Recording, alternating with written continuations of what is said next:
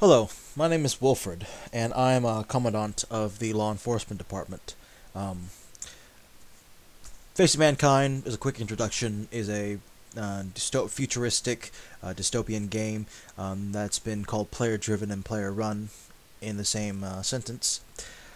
Basically, the goal of the game is to essentially become the face of mankind. Really, it's about building your character into someone that's respected, someone that's powerful. It's about carving your own little niche in this sandbox world. And so you have 8 factions, and you can join any of the factions, with the exception of the mercenaries. You have to wait 2 weeks before you join the mercenaries. And so you join a faction, and you basically do your best to rise within the ranks and fulfill the roles of your faction. You're playing a life. It's a roleplay game. There's also a big element of combat in Face of Mankind as well. So combat is at least easily 50% of the game, which contributes to its steep learning curve. Now, my job here is to streamline this process for you and try to introduce you to the more basic concepts of Face of Mankind so you're not completely lost when you enter the game. First off, login interface. Easy. Username, password, login.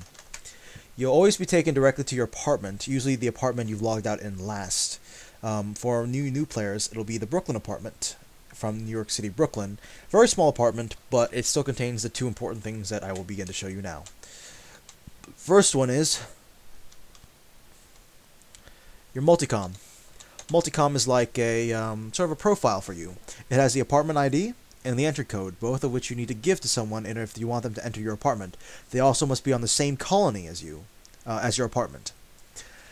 And they can enter the apartment when you're not here. Second, personal data.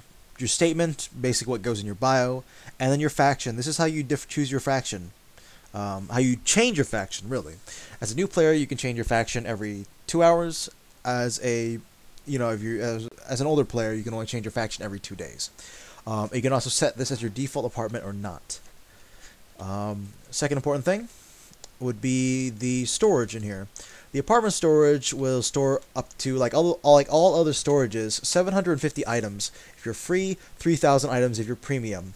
You can transfer stuff from your inventory to your storage, to your apartment storage, from your apartment storage to the rest of the world, but you may not transfer items from the rest of the worlds to your storage. You have to bring them in by hand. Your storage is also shared among all other apartments you own. That includes department headquarters. So apartments can be useful for re-gearing. Well, we've seen all we need to see, and when you exit apartment, it'll always take you to a node on the colony the apartment is on. In this case, my apartment is on De Morgan's Castle, therefore, I will vort out to De Morgan's Castle. But that's not where I'm going to show you most of the stuff. Most of the stuff I'm going to show you in a place called the Training Grounds, which is where you new players will actually end up when you first enter the game. Now, see, these are some LED. These guys are police officers. This is a mercenary right here. So, I'll be going to the Training Grounds.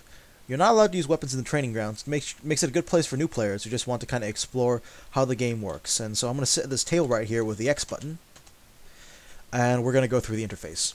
There are 2 modes in this game. There is a world interaction mode. In the world interaction mode, I can use the WASD keys to walk around. I can pull out weapons, fire them, reload them, scope down the sights. I can essentially jump, sprint. I can interact with the world.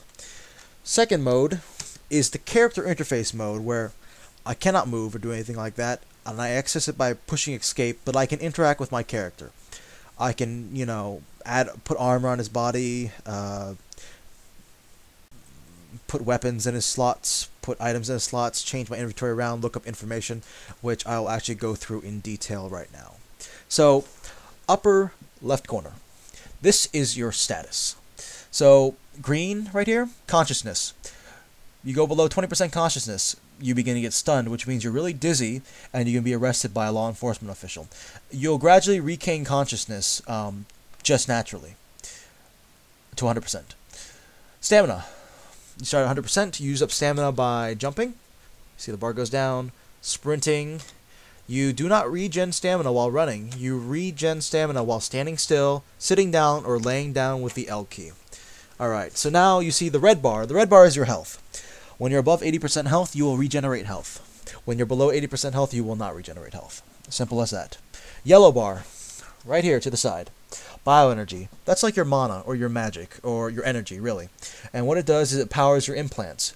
It does not regenerate by itself, so you either have to refill it at a medical terminal, or you have to use a biocell. More on that later. Next, we'll look below, and we'll see this is time and date. Time, date, and latency. Now, time in FOM is 4 times as fast as real time. So 1 minute in real life would be 4 minutes in FOM life. 15 minutes in real life is 1 hour in FOM life. 3 months in real life is 1 year in FOM life. See what I mean? So we see that currently the date is 1/29/24/22.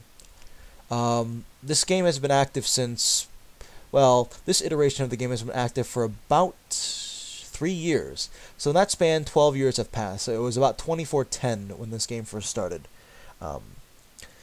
Well, anyway. So now we look to the left again.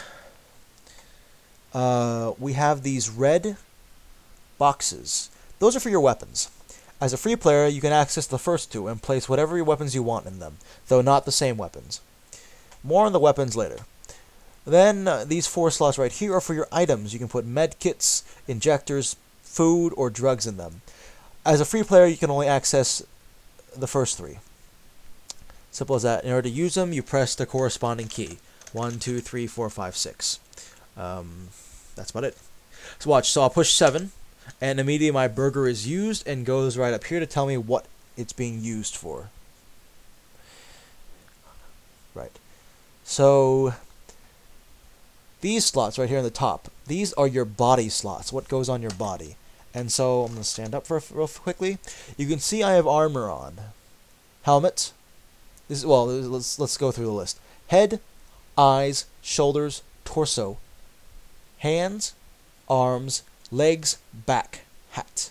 So you see these 4 pieces of armor on my body. Head, shoulder, torso, arms. This is on my leg right here.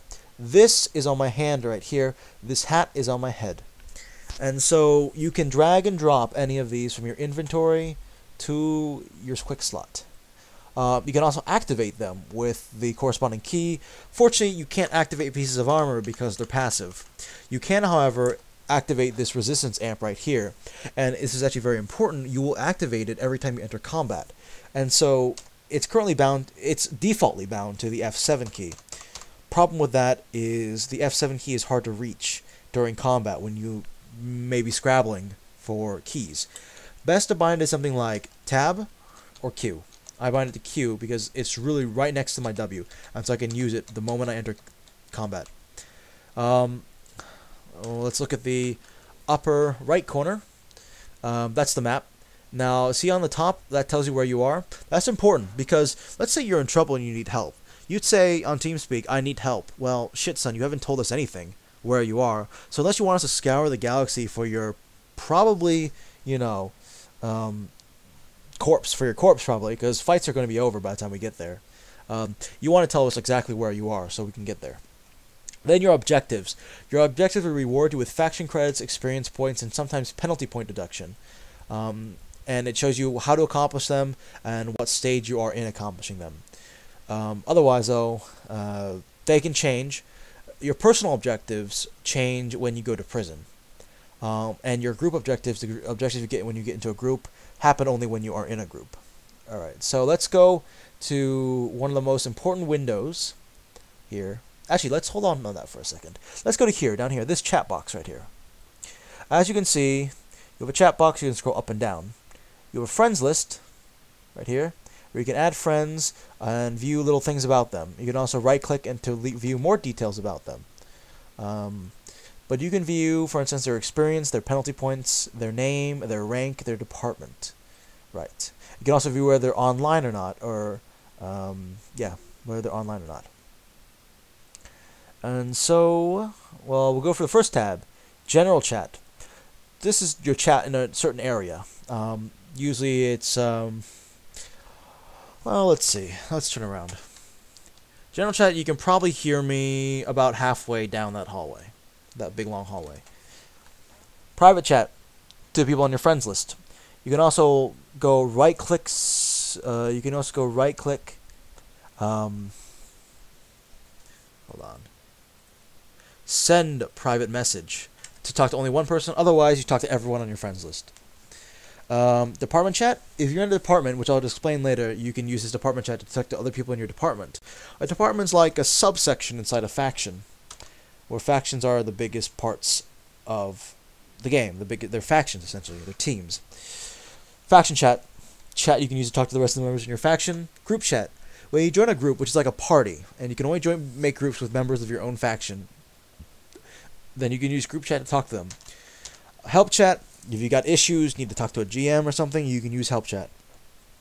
And so, when I run around, I can switch with these chats using J, and that's actually very important, because you need to be able to pay attention to your chats while you run around.